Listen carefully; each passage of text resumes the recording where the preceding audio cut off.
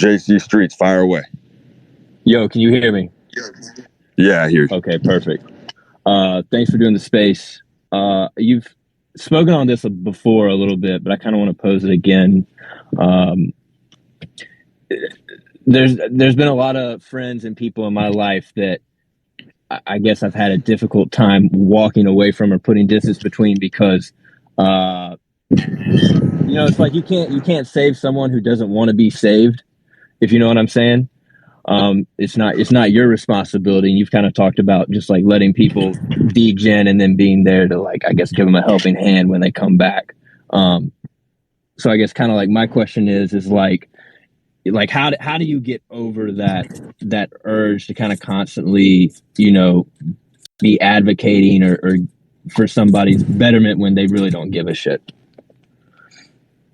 Yeah, it's a good question. So, I mean, I operate under the premise. First of all, I'm a non-interventionist. I'm a very live and let live motherfucker. So I don't believe in intervening in what people are doing, even people that I care about and love, because I think it's extremely arrogant for a lot of us to try to rob people of the lessons they have to learn. I'll give you an example, an extreme one. I thought about this over and over again, and this is going to make sense to probably few people, but I think it's true. If I knew for a fact that my boy was being cheated on by his girl, I wouldn't tell him. And I'll tell you why. Trying to feed information and rob somebody of the path that they're on. Somebody who's being cheated on and doesn't ascertain that has a very fucked up intuition, right? I feel like if you're a pretty fucking well-adjusted person, you're gonna know if that's happening. And so I live by a policy that I let people crash and burn. And if someone wants to crash and burn and they genuinely want that, I will encourage it. I'll help them crash and burn faster.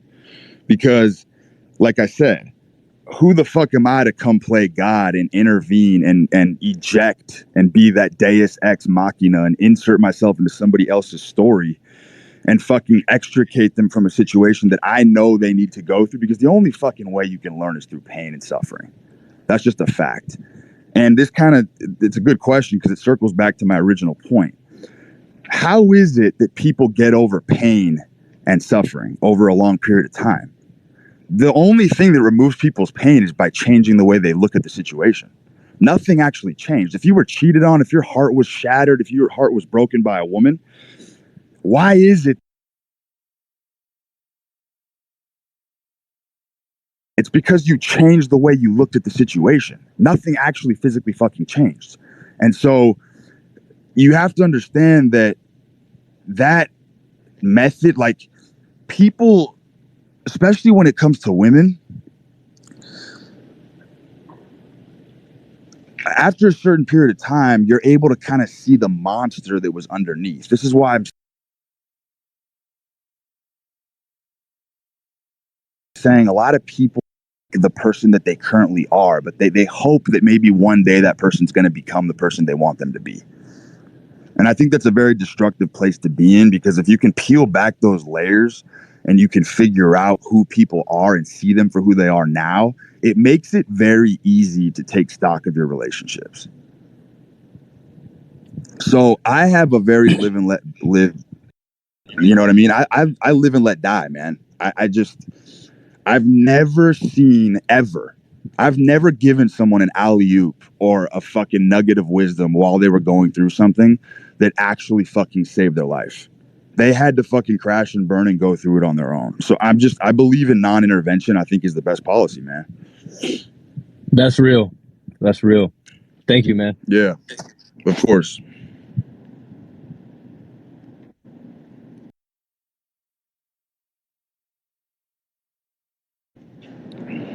Drew, what up, man?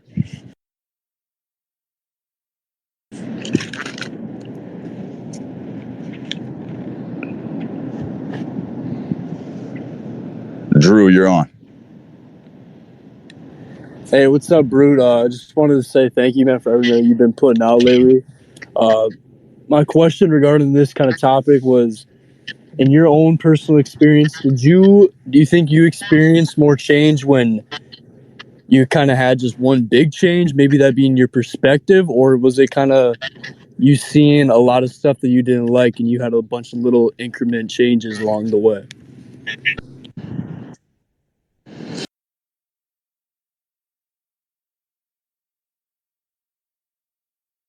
I see things differently than most people. You know, it's even hard for me to have friends. It's hard for me to have friendships. I see things in a very different light than most people because I've seen what you can do when you really bootstrap yourself to a mission and you have conviction and you're unwilling to compromise and you're unwilling to put your morals and principles aside to get shit done. I've just seen unbelievable ferocity in my that you can't train every day. You can't train to max. You're going to hurt yourself. You're going to fucking become weak after a while. All of that's bullshit because I attack it from a different mentality place. And so once you fucking do what's considered the impossible and you've proven it over and over again to yourself, nobody can fucking take that away from you. It's like nobody could have convinced me of anything that I know in life now. That's the ironic part. There's not even God could have came down from a fucking cloud and convinced me of jack shit. I've had to go through every fucking thing that I have to arrive to this conclusion. And now it can't be taken from me. Even in my last gasp of breath on this planet, no one can take away what I know because I fought for it. I had to earn it. And I had to dig fucking really, really deep and go to some very fucking dark places in my own consciousness in order to see things in a different Pretty Little Lies. And most people are telling themselves and selling themselves pretty little lies on a daily basis to keep themselves comfortable. I'm a guy where I love to get my reality shattered. I don't give a fuck if it happens every day and I have to pivot and I have to make new changes. I am very quick to implement when I come across new information or new truth. I can completely blitzkrieg an entirely new path. I'm not married to who I was yesterday. I am not associated with pretty much any idea. I'm extremely open to interpretation. So I have a very artful perspective towards life and language and the way that I interpret things. It's all up for fucking grabs at any given time.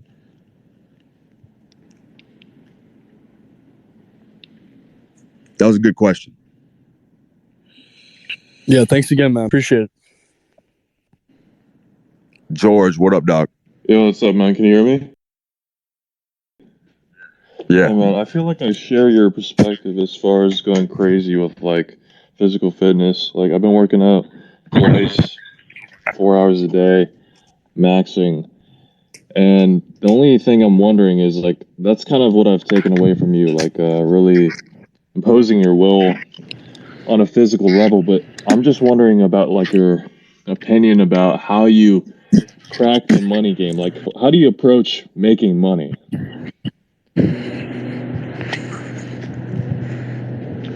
I mean, that's a good question. It's one of the few questions that you see. This is like a tough one. I feel like this question it's really difficult to ask another man how they make money, or even the question that's kind of the subtext of that of like, how do you become successful? I think it's one of those questions that every single individual man has to answer for themselves.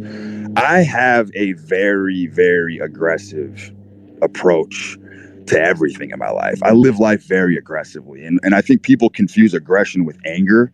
It's not really coming from an angry place. I've been able to bend so many obstacles in my life over long periods of time that I know that that's just the baseline for me, man, is to attack. I'm just always on attack mode. I really, really see very few situations in life where retreating is the correct answer, even if I'm going to get obliterated. I'm just that guy. I got a high pain threshold. I don't mind the fight. In fact, I love it. I just love being embroiled in the fight, man. And that's just what it is for me. And that's why, I mean, as far as like my approach to make money personally is, I have a very, very powerful team that I have built over the course of 10 years. Basically, I'm on God mode when it comes to sports betting. I can pretty much bet whatever I want on a weekly basis, and I have very powerful investors behind me who will cover my action. And I have a team of quants and autistic dudes who basically crunch data, and I have my own proprietary method and proprietary system for knowing what picks to take. So I just follow my own system. I created it out of dudes behind me who cover my actions. So, I mean, I'm betting 6 figures a day every single fucking day. If you saw my betting numbers, it would make your fucking head spin. I'm talking millions and millions and millions of dollars of action that I've had over the last 10 years. So I have a very desensitized view on a lot of things because my fucking dopamine circuits are completely frayed. And that's just something that I've come to terms with. You know what I mean? I'm not interested in living a fucking normal life. I'm interested in pushing the edges and seeing how far I can take my consciousness and how far I can push myself in this life. And that's just pretty much what it is. And I fully embrace the fact that this may come to a very tragic end for me one day. And I accept that. And I'm not afraid of it because I choose to live my life at the edge. You know what I mean? I have done things that are so unbelievably irrational. I could have retired in my mid-20s, man. I went on a run.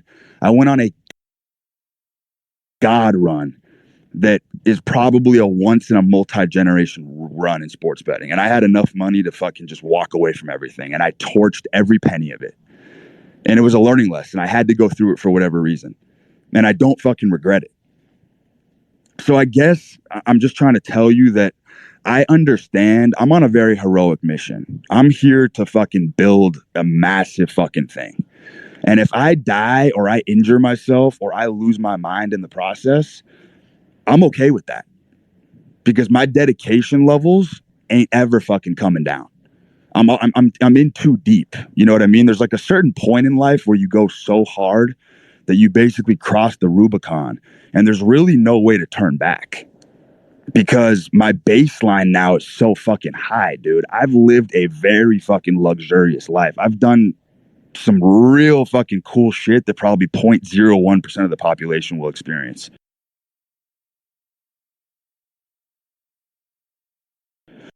Like it has been an absolute fucking journey and I fucking created it.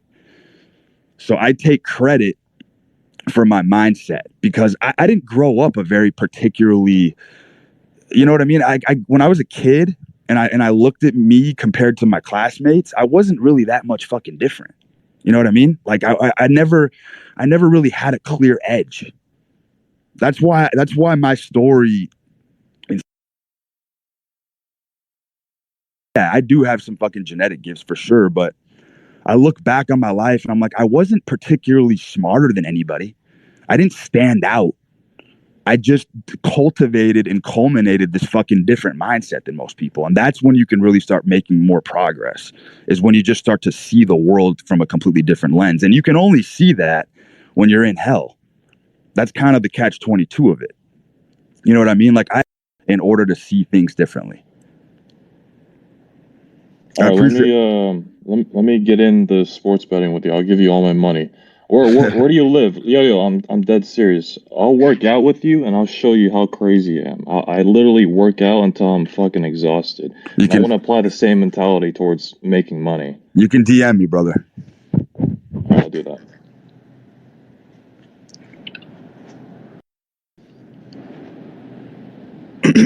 Chris, what's up, dog? Think I'm on my own, bro? Hey, man. Yo, cool. I hear you. Well, you kind of answered this a little bit just now in your answer to the previous, but I'd love to get you to double down sort of on this philosophy of outrunning yourself, right? And I think, obviously, modern society, everybody's talking about 401k, save your money, stack up for retirement, et cetera, et cetera. And as humans, because of evolution, risk averse because it's a survival mechanism, right? So I'd love to hear you talk a little bit more about how you actively rewired like your brain to just throw risk to the wind and what it's like to, you know, outrun yourself and be okay with wherever the chips may fall. I'll tell you the biggest reason why I came to that conclusion was that when I was super fucking poor, I've had money and I've been poor and I've gone bust several times, right? I've gone to zero more times than any grown man should. And one thing I've noticed is that when I was dirt broke and I had money, nothing really changed. I got just as much women. I had just as much access to social circles. Just really, there was no actual, there wasn't really any consequences to it, which is kind of strange. It was like I was able to just navigate the world and do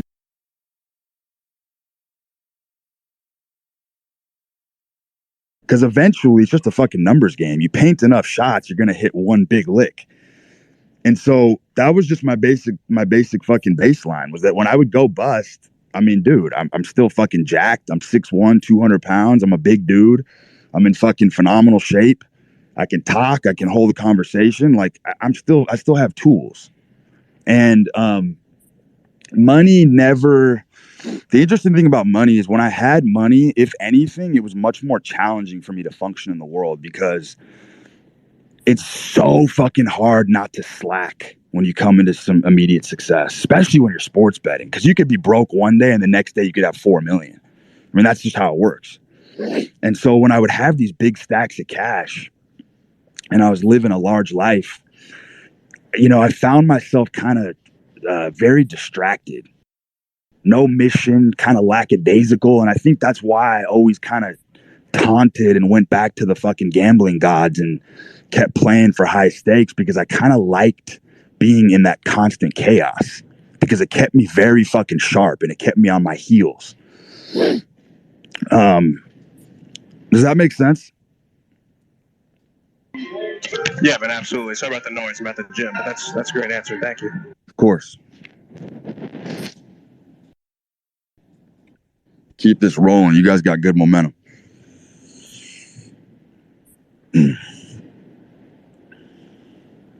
Count, what's up, dog? Hi, good evening, Brute. I'm from the Philippines, by the way. So, thank you for the opportunity to ask questions. So right now I'm unemployed. So I'm really having a hard time making money, and not really winning, but I am just applying everything I learned online. So my sex life is doing fine. My life overall is, I just follow everything that you guys say here. That just train every day, train every day. So I box, I weight lift, I improve my physique. Is that really winning when you're not winning in the side of money? Can I really consider that progress, or I have no idea what's happening in my life right now, to be honest. I just work on myself daily. Okay, I appreciate that.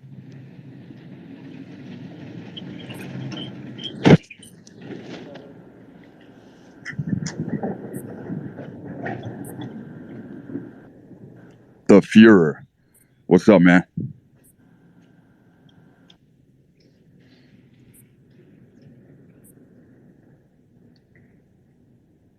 Führer, you're on.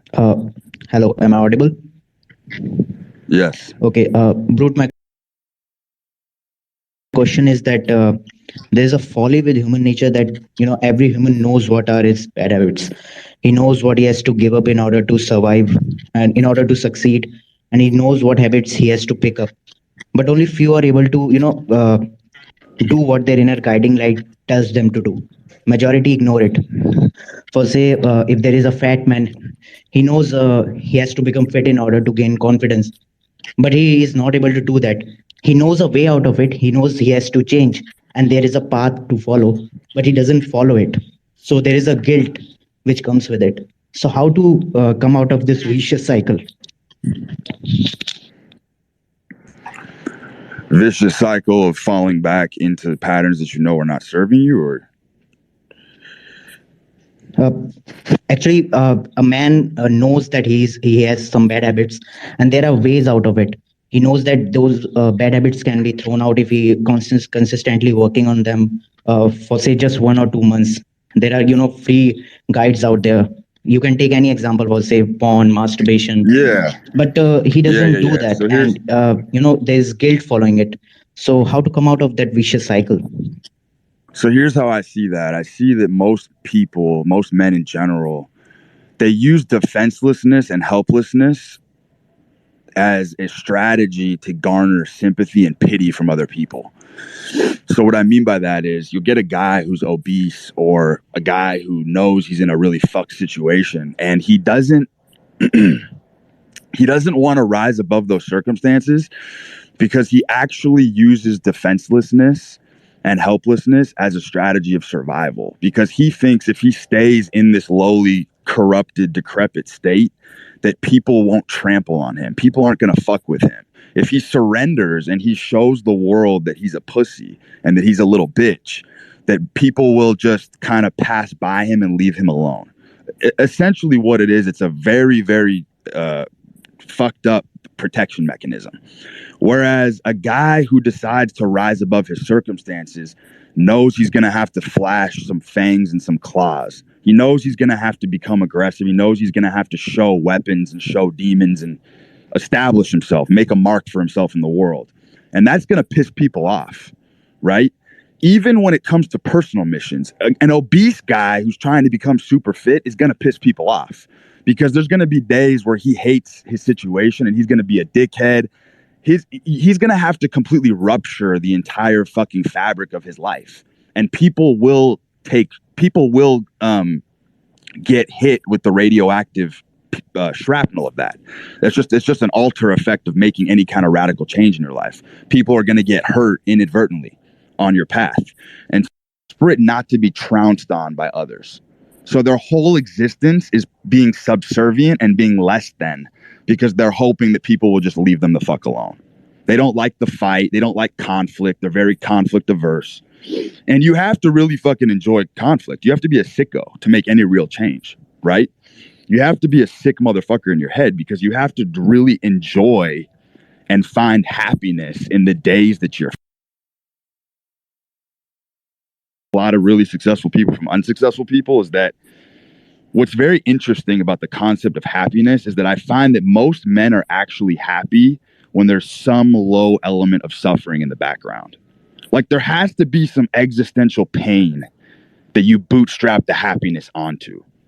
It's not just this fucking chocolates and bunnies and like baskets of fruit. Like that's more of a feminine approach of happiness. Meant in chaos. And I've recognized that in my own life. The days that I'm most happy and genuinely experience joy are the days when I'm fucking struggling. And I'm at least putting up a fight and I'm searching for answers. You know what I mean? I'm not sitting on my hands in my fucking living room hoping that the answers are going to come. I'm a seeker. I'm out there trying to figure shit out. And it's easy to be fucking happy when that's your perspective. That was a good question. I'm going to take another one. The Dons, what's up, man?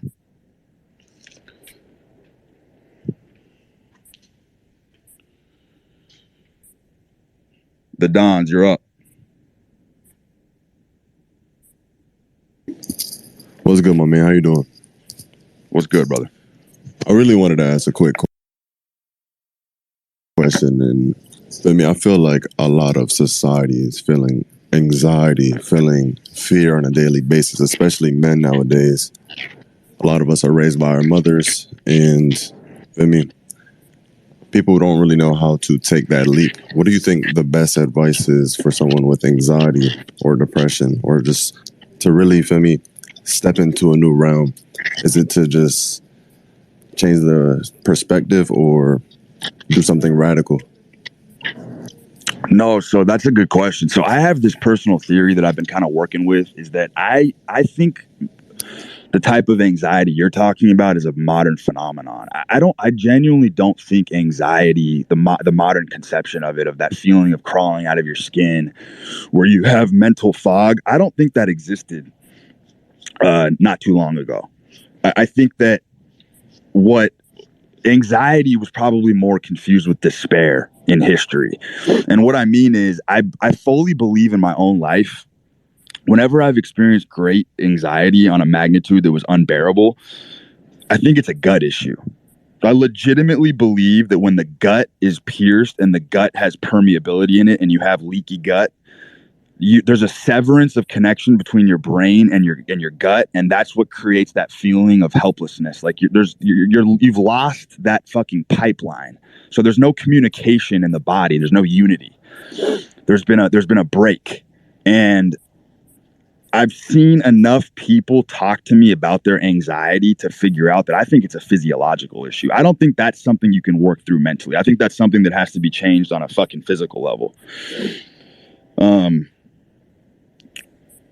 Because when I was hammering fucking 10 cups of coffee a day, which I was a major fucking coffee abuser, I would experience that flighty feeling of just completely fucking crawling out of my skin. And I really enjoyed the warfare of it. I enjoyed fighting myself, just fucking using all my faculties and trying to funnel it into this channel where I was like, fuck, I can't believe this little fucking drug is getting the best of me. And it would get the best of me every fucking time. And I would just get excruciating anxiety. So I think, yeah, like there's restlessness, there's varying degrees, there's a gradient here. But I think anxiety in the way that you're describing it is 100 fucking percent a gut issue. And I've talked a lot about gut health and how, you know, having a repaired gut lining allows your brain and your body to communicate with one another so that your thoughts are more crystal clear. Like there's not much evidence as to what I'm saying, but fucking anecdotal evidence fucking literally wins every fucking time. And that's just something I've noticed. So it's food for thought. Appreciate it. For sure.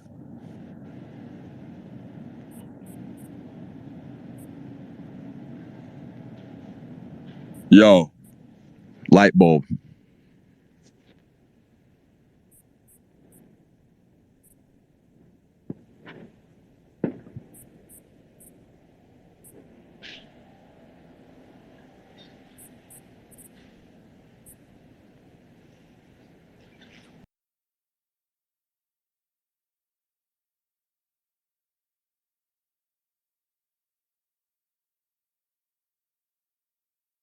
Do you think about guys who have to build schedules out for themselves? Because I know you're not a huge fan of scheduling from what it sounds like, at least from following you for a little while now. Where do you think the balance lies between a man scheduling himself into like his own sort of domestication versus kind of keeping that wild side to him? Yeah, I think so. I have talked about this. So yeah, I mean, I have a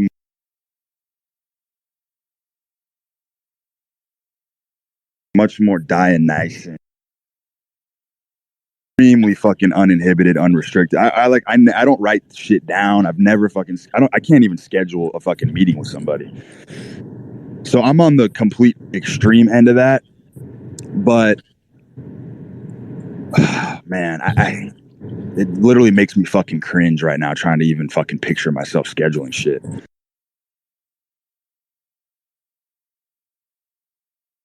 I don't like to schedule things out really more than a day. Honestly, I like to build my plan for the day in the morning and then just execute that, just hammer it out. But where do you ever find that like there's guys who they chase freedom, and when they're building their companies, they end up just compartmentalizing themselves into that you're in, and you have to be kind of like a technical guy during the day. I understand that, but I do think by the time your day's over, I think that's when the barbaric nature has to be released. That's why I say like every man needs to focus on building an alter ego, because the alter ego is the person who fucking saves your ass at the end of the day, right? Like my Twitter brute to force, that's basically my alter ego, right? I'm speaking through a lens when I'm fucking brute to force. Like it's almost a character to a degree. And what I mean by that is like my personal life is somewhat very removed from my Twitter life. You know what I mean? Like I have a gigantic life, dude. I have a lot of responsibility. I got a family. I got a lot of fucking shit on my plate that I've taken on, but I use this outlet, and I use nighttime as an outlet to just be fucking wild, dude. And that's when I think people aspects of yourself, when you're off the fucking clock or you're done scheduling for your day, that's when it's time to fucking kick it into fifth gear and start fucking really fucking putting yourself out there into the world and taking shots and taking risks and fucking getting involved in a little bit of trouble. I think low level trouble, situations that you're in where you have to figure out a way out, I think shit like that is just extremely fucking healthy and rounds out your corners. It's like most people, if they're an accountant during the day, their whole identity is in their profession. And like my identity is not rooted in anything. I can become whatever the fuck. Like I could play lawyer, I could play accountant, I could play doctor during the day if I fucking have to. And by nighttime, I literally, dude, I can be whatever fucking hat I want to wear at any particular time. I'm very, very amorphous.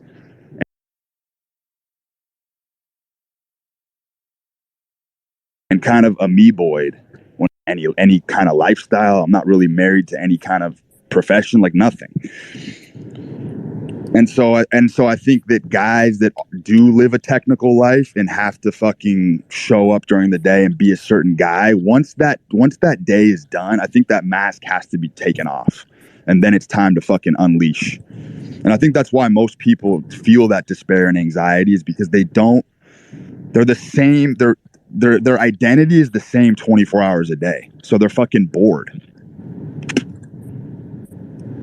It's boring being John the accountant 365 days a year. That's just a fact. Like at some point, you have to fucking build an alter ego. So a guy who's willing to fucking try different things. Yeah, because John the accountant is only an accountant because he needs the. Exactly right. So then he actually wants to be. Yeah, he becomes a prostitute to his profession. And that's what you don't want to do. You don't ever want to prostitute yourself to your own profession.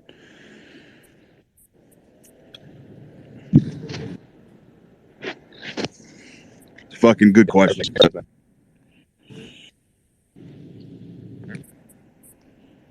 Hey, Forged Path, let's hear from you. Yo, what's it? So going back to your main topic on this this whole space, you said how you imposed this kind of analogy on this mental condition of with squatting and being in the prison with your family next door and getting them out and whatnot. I want to see, like, I also see a lot of people talking about manifestation on Twitter, like you kind of opposing to that ideology, right? So where do you draw the line of like manifesting and actually like almost like brainwashing? Because I feel like in the bigger picture they're very similar things, right? But I want to see where you draw the line of like what you just said with that analogy and where you're like manifesting in like a corny way, Of course. Yeah. I mean, dude, I have the very like Roman approach to this. Like I have a very physical, I'm very much ingrained and down to earth in the physical realm, right? Like I really believe that true spirituality and true manifestation comes through sculpting the physical. It comes through releasing energy here. Like it's like I don't like the metaphysical arguments on a lot of different things because I'm like, just please don't give me your metaphysical bullshit in a physical world. Like there are clear laws and clear things in nature that we have to obey. And I pretty much obey the animal before I obey anything else. Like I am in touch with the animal side of myself more than I am in touch with God, if that makes sense. Because that bestial nature has propelled me to levels in life that I otherwise wouldn't have been able to achieve if I had just fucking, given my life away to fucking think.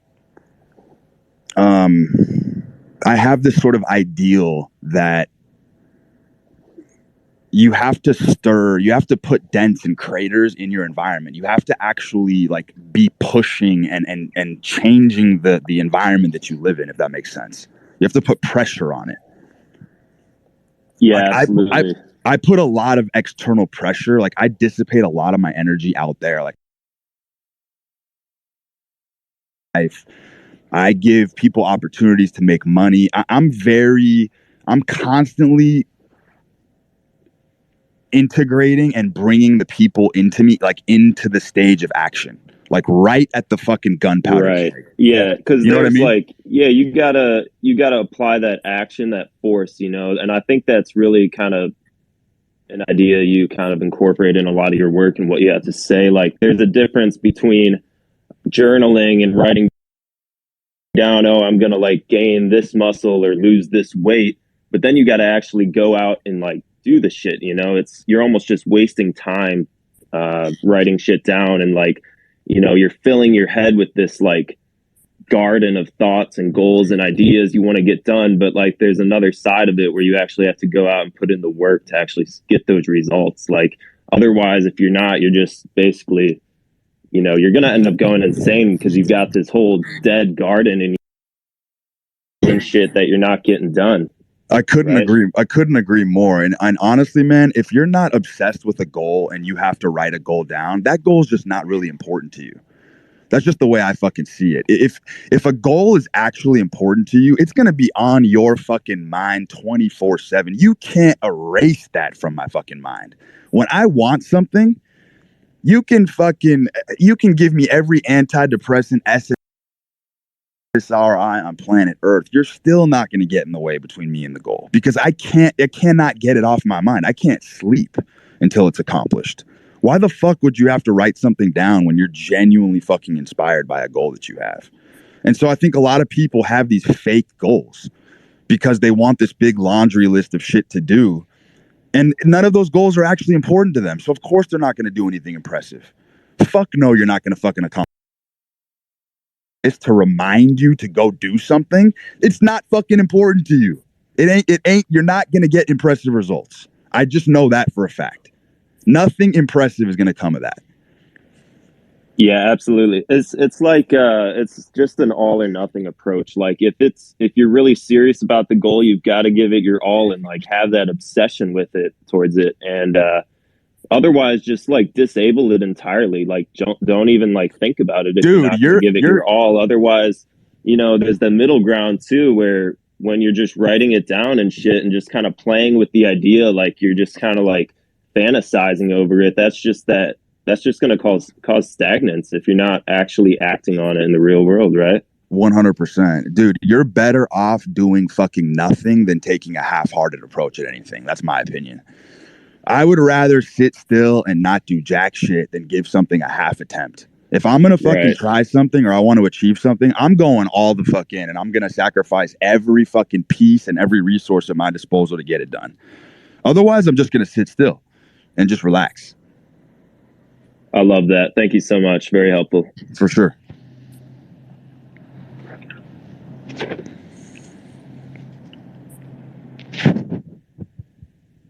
Damien, what's up, baby?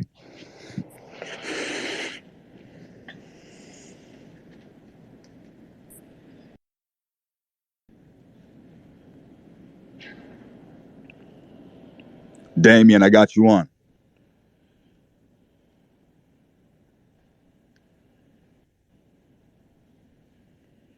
All right, moving right along.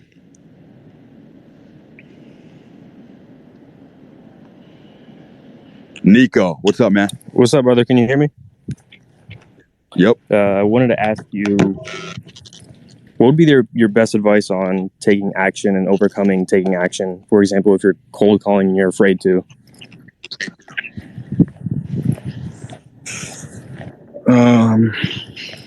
Can you amplify that question for me?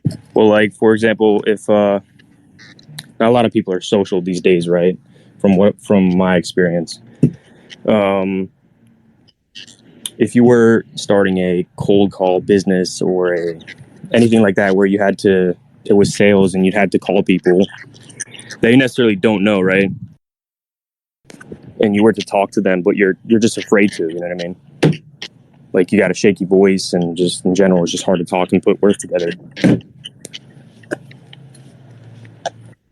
Yeah, man. I mean, that's just that's a function of time. I mean, sometimes you just got to fucking put the reps in and fail and embarrass yourself and humiliate yourself over and over again before you get good at something. And I think that's putting yourself in situations where you could potentially be humiliated is ultimately how you make the correction. Like you're not going to get better at anything holding it in and trying to fucking rehearse and be fucking perfect in the mirror. You know what I mean? You actually have to go out there and take a few beatings before you can make that correction. So I think humiliation is actually a really good fucking tool that we can use to sort of improve our behavior in general. Because, if you're stumbling over your words and you're mumbling and you can't get your point across, there's a very natural sort of rebound from that where you're kind of forced to improve on the spot, and you can only get that through experiencing it. You know what I mean? Like you can't, like I said, you can go rehearse for fucking days at a time and try to get the perfect fucking pitch, but until you actually fucking run it and it's the final show, it's the final showing. I mean, before you get to that point, it's all fucking hearsay.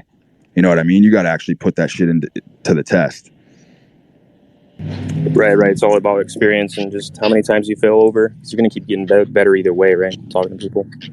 Yeah, but I mean, you have to be willing to be embarrassed a couple times at first. I mean, that's just how it is. Like, especially you can fucking apply that to anything. All right, I appreciate it, bro. Of course.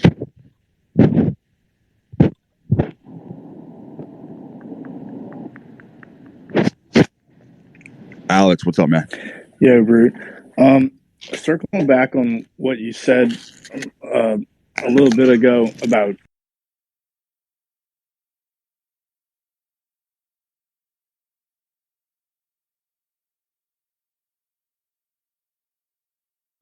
on that, and how do you go about demanding more of what you want out of an environment that is totally not your speed at all? And how do you like, even with the people in that environment as well, like how do you force them to mold them into what you want out of life?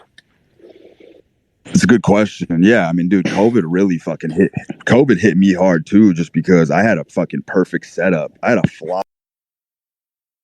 Nightlife was perfect.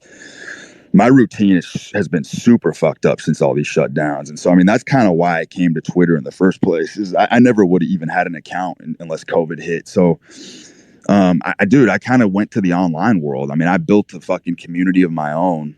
I have my own fucking Discord that I run with dudes in there. And I connect with a lot of the people in my own community. Like, I'm on the phone multiple times a day with guys. I've had dudes fly out to come meet me and shit. So I mean, I'm pretty fucking connected to my ecosystem that I built. But for the other question, as far as putting pressure, like, dude, I give a lot of people around me opportunities to work with me. So I'm constantly presenting opportunities for people to make money. I throw things at people. I give a lot of people opportunities to fucking show me what they're made of. And I put a lot of pressure and expectation on that because I'm willing to do the same. If I'm in a spot or if I'm in a fucking situation where I'm needed, I'm willing to fucking sacrifice everything I have. You know what I mean? Mm-hmm. So you're saying like you constantly are stirring the pot and inviting others to jump in and give them that opportunity, sink or swim type deal? Constantly giving people the opportunity to get involved in the action, to fucking create something. Like, I'm just constantly putting it out there, and then once I'm involved, the way with it, even with myself. You know what I mean? Like, I've been in deals with people where I've completely destroyed my fucking self in the process and my bankroll. But that's just the kind of fucking leader that I am. I'm willing to fucking lead from the front and absorb most of the damage so that I can be a better leader for my crew. I mean, that's just how I am. For sure. I don't expect other motherfuckers to do anything that I'm not willing to do. So if I get someone to fucking gamble with me, bro, you best believe all my money's in the pot too. Going up, you're going up. Fucking right. And also, like how you're saying, like our lives have kind of shifted a little bit digital. Like, how would you, hopefully when this shit kind of transitions back into real life, how would you transfer those digital connections and just like that transfer you made? How would you kind of pull that back into the real world as we shift? Man, it's a great question. I was talking to my boy about this the other day. I'm actually trying to figure that out. I'm trying to figure out how I can take my community and actually crystallize it in the real world. Because I seriously think the internet is pretty fucking gay.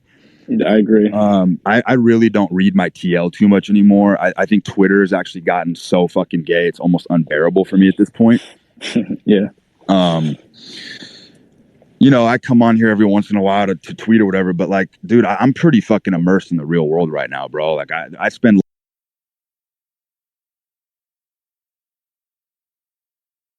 I'm trying to figure out this optimal setup to maybe where I can have like a big crew of successful dudes around me where we all have each other's backs, and basically it's like a real world scenario where we all meet up, lock down some spots. Like, I'm trying to fucking take this thing to the real world, bottom line. Yeah, I'm same, not, man. yeah, I'm not trying to consolidate online. I don't really give a fuck about my account too much. I don't give a fuck if I was banned from Twitter right now, I wouldn't give a fuck.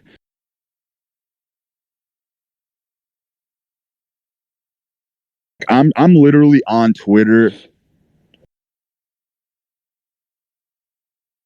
for some weird reason. It just feels like a civic duty to just continue to fucking post on Twitter, because I just want to fucking give back the shit that I've learned in my life. But I'm not here to make money. I really don't give a fuck about my course sales, as you can see. Like, I don't ever fucking self-promote. I don't show products. Like, I'm just here to fucking have a good time, and I do it because I genuinely enjoy it. I don't fucking have to do it. I'm in the power seat of my life, bro. I can walk away from this shit right now and never look back. But I host these spaces and I get involved with the community because I genuinely enjoy giving back to the young dudes, because I know how fucking tough times are right now. A lot of people are fucking struggling and fucked up. Yeah, and it's like for the people who have like kind of garnered, like, I mean, not everybody.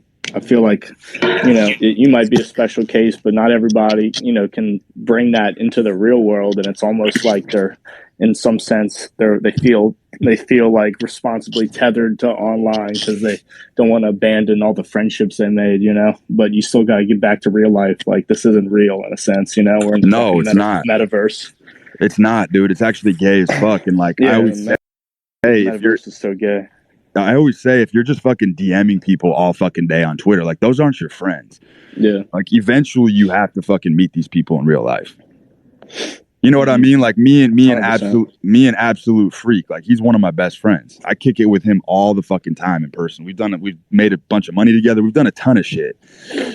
And it's like that shit started online and moved it to the real fucking world, and now that's a homie for life. So it's like, I think more people need to start doing shit like that. Yeah.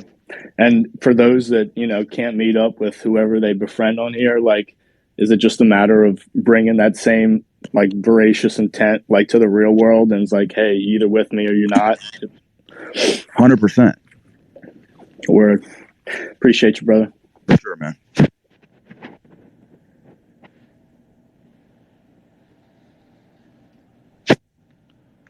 Let's get on Gavin and a couple more. Gavin, what's up, baby? Yo, what's up, bro? So, not intervening with somebody when they're on their down.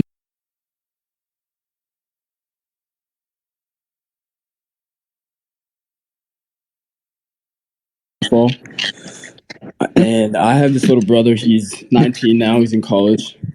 He's with this girl who he's been with for, like, I said 2-3 years. And he came to me and he was like, I don't know what to do. I want to focus on myself and my progress. He's in college playing soccer. And he said, I want to break up with her, but I don't know if I should because I'm not sure I'll find another one like her. And I'm trying to give him the perspective of, like, abundance. Dude, go after your goals. But no matter what you choose, you just have to make a choice. Because either way, you'll learn and you grow. But what perspective, say he was your younger brother, would you give him so that he knows that it's okay to take risks? Yeah, man. I mean, I kind of operate from the fundamental premise that all roads lead to Rome.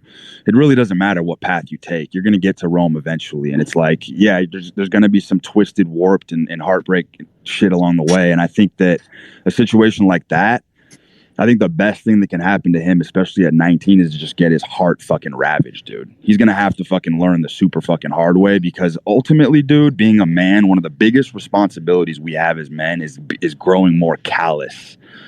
Is growing callous to the things that affected us and got under our skin when we were younger. And the only way to gain those calluses is to get hurt. And once you get hurt, you kind of have past experience to call upon. You know what I mean? Like, you go through several heartbreaks, and then the fifth one just ain't so bad because you have something you can grapple with. You have past experience. You know you got through it before. And it's like you need that accumulation of experience to really look back upon. That's why I really implore this adventurous risk lifestyle, because the more pain and hardship you go through, the more you've seen, the more you're able to fucking grasp what's really going on in the situation. The more you're able to see things more clearly because you've been there before. If you haven't been there before, it's a fucking nightmare to deal with. Yeah. I think rather than focusing on just trying to maybe get him to behave differently, you kind of have to let him sink or swim type deal. But I will tell you this, I think it's also true love. If you really love somebody, why would you ever want to steal that lesson from them? It's just selfish. It's not, people confuse that with loyalty or, no, I love him, so I want to protect him. But that's actually kind of setting him back, if that makes sense. Yeah. It's different if somebody's coming to you and they genuinely want to make the change. If someone,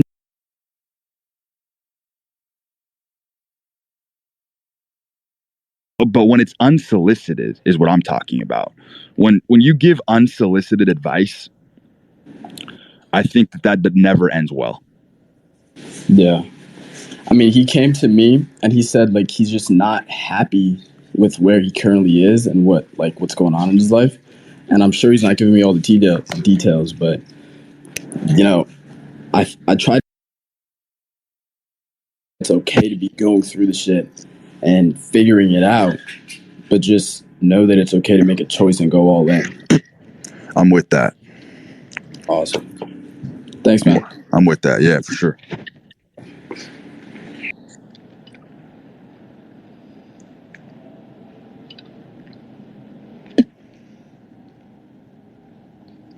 My man Spartan Seed, what's up, baby? What's happening?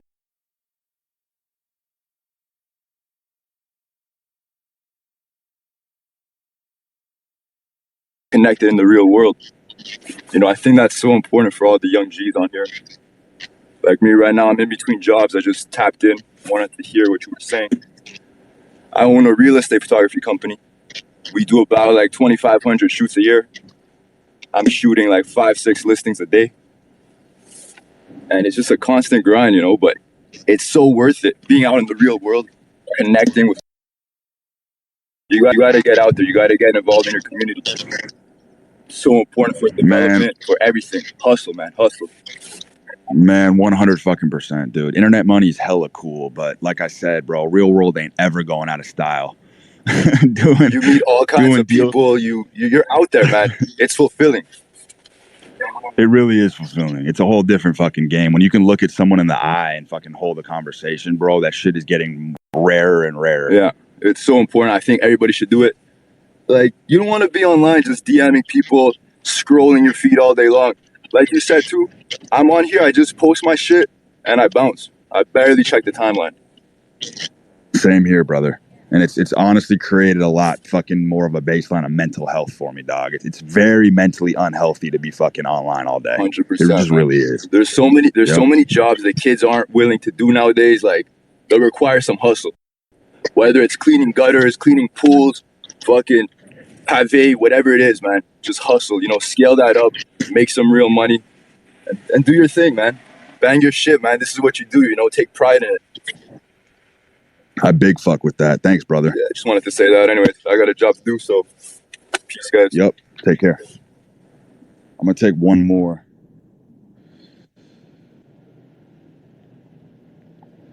See what our boy Parker Nathan's had. Space. It's really fantastic. Yeah, so I'll tell you, I just got back from LA a few days ago. First Airbnb was in the Hollywood Hills. I met a ton of people I know on Twitter in real life. You know, we lived that lifestyle. I went to like those restaurants in Beverly Hills, the whole thing. But I got to tell you, man, coming back, it really puts into perspective. And I feel like shit the last few days because I've had that. You know, it's like that injection of like an alternative life for a few days. And you go back from that.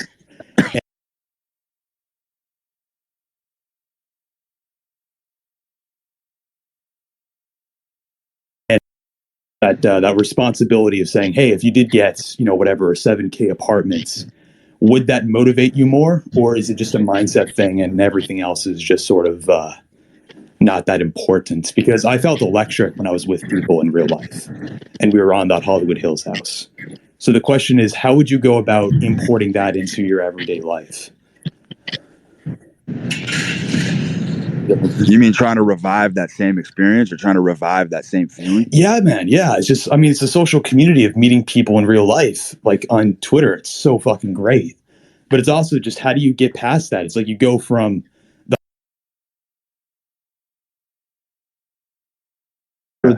whatever, get that social responsibility of like, hey, if I get this very expensive place, is this going to push me harder? Or is this just cope and I just need to focus more on what I'm doing right now? So I'm wondering what your thoughts No, on that. I think that's a no-brainer. I'm big on the financial pressure aspect. I definitely think that if you want a bigger life, you have to buy your way into it. And I think that most people economically, when they get into a pinch, they retrench themselves. And I don't think retrenchment is the appropriate response. I think that we need more pressure. So if you get into a lifestyle that's semi-unaffordable, for me, that's always been effective because I've always risen to the occasion and found other ways to make money to sustain that. But if I lay low and I went lower end everything, you kind of capitulate and you get into bad habits. But one perspective I do want to offer you, and I think Mercurophile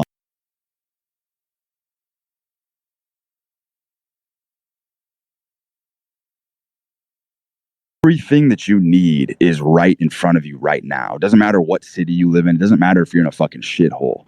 There's access to so much shit in your local environment right now that nobody seems to capitalize on, which I think is very bizarre. What I mean by that is most people are living in like buildings with like saunas, fucking jacuzzis, gyms. Like there's fucking amenities and street. There's coffee shops that you've been driving by for fucking years that you just, for whatever reason, you never walk into those places. And I think that we need to go hyperlocal. We need to take advantage of all of the resources and places that are doing business directly in front of us. That's how you meet people. That's how you incorporate yourself into the community. Most people are sitting in their fucking buildings right now. They're sitting indoors and they're obsessed with this fantasy vision of what could be. But they don't realize all the fucking power that's literally at their fingertips right across the fucking street. And nobody seems to want to take advantage of that. So that's what I do. Like when I burrow into a new community or I have to go back to a situation that's not ideal, I immediately get involved in all of the shit and all of the events that are popping within a fucking 1 mile radius of me. And I will take advantage of that to the fullest extent of my ability. And that is exactly how you revive that sense of community and that electric feeling. Is you got to start fucking taking advantage of every single thing that's at your disposal in your immediate environment. Yeah, that makes sense a lot, man. Thank you. Of course. All right, guys, I'm going to shut this down, but it was a pleasure and we'll talk again soon.